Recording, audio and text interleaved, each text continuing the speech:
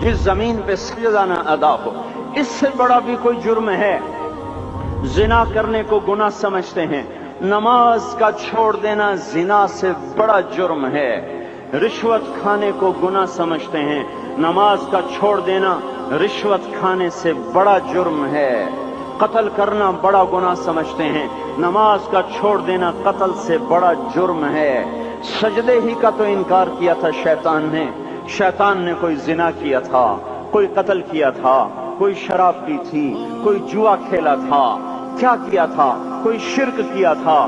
شیطان سجدے کا انکاری ہوا، ایک سجدے کا انکار کر کے وہ ہمیشہ کے لیے مردود ہو گیا۔ اس مسلمان کو ہوش نہیں ہے جو روزانہ دن میں 5 دفعہ 20 سجدوں کا انکار کیے بیٹھا ہوا ہے، اور پھر آرام سے روٹی کھاتا ہے، آرام سے چائے پیتا ہے، اور آرام سے کہے لگاتا ہے، اور آرام سے اخبار پڑھتا ہے، آرام سے بیوی کے پہلو میں لیٹتا ہے۔ ایک سجدے کا انکار ہو کر شیطان ہمیشہ کے لیے مردود ہوا۔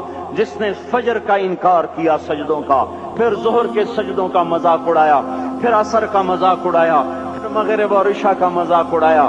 گھر میں نماز پڑھنا بھی چلو نہ پڑھنے سے تو بہتر ہے، پر یہ بھی نماز کا مذاق ہی ہے۔ اور 8ویں دن سر پہ ٹوپی رکھ کے آیا۔ 8 دن جس نے اتنے سجدوں کا انکار کیا، وہ اس بات سے نہیں ڈرتا کہ کہیں اللہ اسے مردود نہ کر دے۔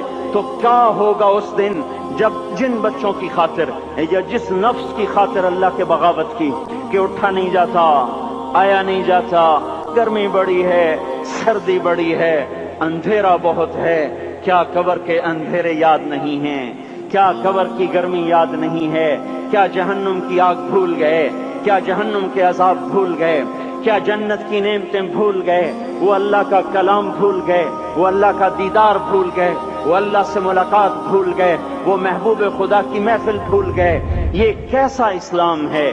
یہ کیسے پتھر دل ہیں جو کمانے میں تو ایسے مست ہوئے کہ ہوش نہیں، اور جب اللہ بلائے تو ایسے غافل ہو جائیں، نہ بوڑھے پر جوں گے، نہ جوان کو ہوش آئے، نہ کسی عورت کو ہوش آئے، نہ کسی مرد کو ہوش آئے، نہ بازار بند ہوں۔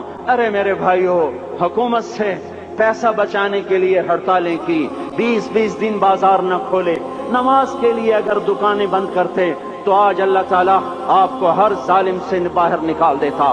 کوئی ظالم نہ آپ کے مال پہ ہاتھ ڈالتا، نہ آپ کی عزت و آبرو پہ ہاتھ ڈالتا۔ دن دہاڑے ڈاکے پڑے، کیوں پڑے؟ کہ ہم باغی ہو گئے، ہم نے اللہ سے بغاوت کر دی۔ کیا جمعے کے دن صرف اللہ بلاتا ہے؟ یہ جمعے میں اتنے کیوں آتے ہیں اور باقی دنوں میں کیوں نہیں آتے؟ یہ کیسی وفا ہے؟ اور ایسا وفاؤں والا اللہ کہ زمین بولے اے اللہ اجازت دے میں گلستان کالونی کو نگل جاؤں، سمندر بولیں مولا اجازت دے ہم چڑھ جائیں، فرشتے بولیں اے اللہ اجازت دے ہم انہیں ہلاک کر دیں، اور جس کے سجدے کا انکار ہوا پڑا، جس کا 8 بازاروں میں جس کی شریعت کا مذاق اڑایا جا رہا، وہ جس کوئی غیرت خود جوش میں آ رہی کہ یہ میرے بنے ہوئے گندے پانی کے بنے ہوئے نطفے سے بنے ہوئے میری غذا کھا کر، میرا رزق کھا کر، میری ہواؤں سے زندہ، میرے پانیوں سے زندہ، میری روٹی سے زندہ، میرے دیے ہوئے گوشت سے زندہ، میرے دیے ہوئے نظام سے زندہ، یہ میرے ہی منکر بن گئے۔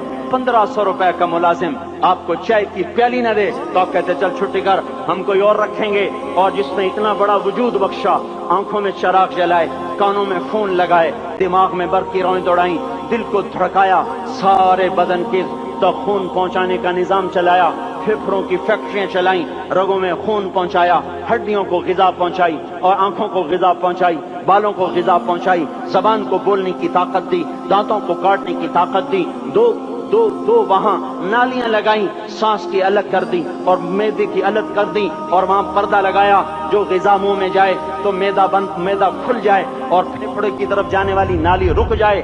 جو اللہ اتنی حفاظت کرے کہ آپ کا لقمہ آپ کے معدے میں جائے، وہ 2 ہی تو یوں ساتھ ہیں بالکل یوں ایک ساتھ، اور وہ اللہ اتنی طاقت والا کہ سانس کی نالی بند کرے اور معدے کی نالی کا منہ کھولے اور غذا کو منہ میں سے گزار کر وہ معدے میں پہنچائے، پھر ایک زبردست طاقتور نظام چلائے، اس کو توڑ کے آنتوں میں پہنچائے، پھر کروڑوں قسم کی فیکٹریوں کو حرکت دے اور اس میں سے خون کو کھینچے، غذاؤں کو کھینچے، پھیپھڑے کو غذا، خون کو غذا، خون خود غذا لے کے چل رہا، آنتوں کو غذا، دماغ کو غذا، ہڈیوں کو غذا، ناخن کو غذا۔ ایک ناخن کھینچ لے تو ہم کیا کریں؟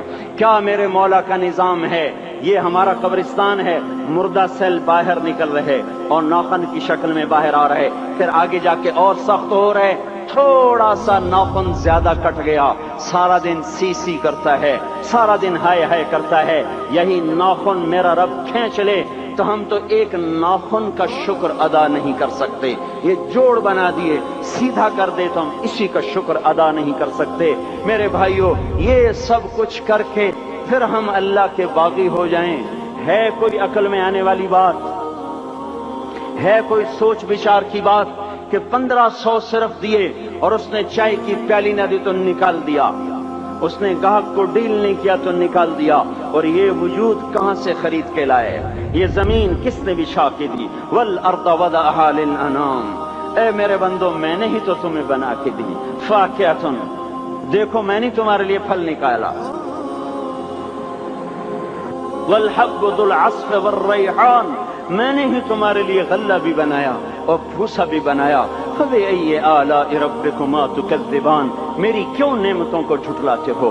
کیوں میرے باغی بنتے ہو؟ کس کس کا انکار کرتے ہو؟ دیکھتے نہیں ہو رب المشرق والمغرب، رب المشرقین والمغربین، میں تمہارے مشرق کا بھی رب ہوں، مغرب کا بھی رب ہوں، شمال کا بھی رب ہوں، جنوب کا بھی رب ہوں۔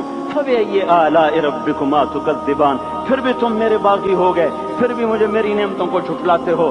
خلق الانسان من صلصال کالفخار وخلق الجان من مارج من نار، تمہیں مٹی سے بنایا، جن کو آگ سے بنایا۔ میری فبأي آلاء ربكما تكذبان، کیوں مجھے جھٹلاتے ہو؟ کیوں میری نعمتوں کا تم انکار کرتے ہو؟